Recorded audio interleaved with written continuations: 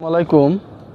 তো বড় হজের উদ্দেশ্যে এখন অনেক হাজি আসতেছে। কয়েকদিন আগে আমি ভিডিওতে দেখাইছি যে এখানে কোনো হাজিই নাই, কোনো ধরনের মানুষই ছিল না এই জায়গাতে। তো আলহামদুলিল্লাহ হজের উদ্দেশ্যে বাংলাদেশ থেকে অনেক হাজি আইছে, তারপর অন্য অন্য দেশ থেকে অনেক হাজি আইছে। আর বেশি না, এক সপ্তাহের ভিতরে এই যে যত জায়গা ফাঁকা দেখতেছেন আপনারা, এই সব জায়গা বইরা যাব হাজিরা যখন আসবো। তারপরে হাজিরা আইসা সারলে আমাদের কাজও বন্ধ দিয়ে দিব। যখন হাজি এখানে বিষ হইব তখন আমাদের কাজ কোম্পানি বন্ধ দিয়ে দিব।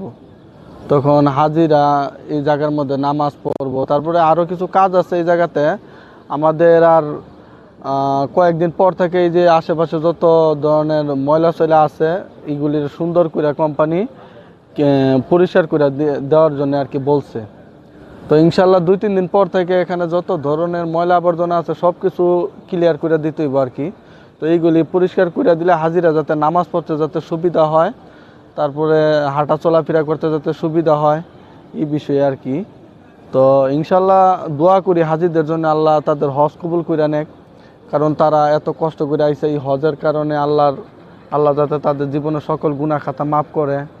তো এই উসিলায় আল্লাহর কাছে দোয়া করি, আল্লাহ যত ধরনের মানুষের পাপ আছে সব পাপ মাফ করে দেখ।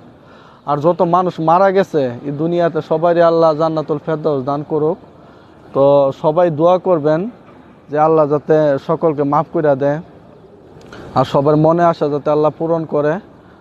আর এই জায়গাটা যে এই মক্কার মধ্যে যারা 1 রাকাত নামাজ পড়ে তাদেরকে আল্লাহ 1 রাকাতে 1 লাখ নেকি দেয় আর কি, প্রত্যেক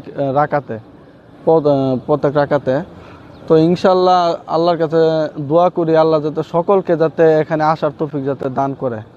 তো সবাই ইনশাল্লাহ দোয়া করবেন যাতে হাজিদের যে উদ্দেশ্যে আইছে প্রত্যেকটা হাজি তাদের মনে আসা যাতে পূরণ করে, আর তাদেরকে যাতে আল্লাহ ভালো রাখে ইনশাল্লাহ।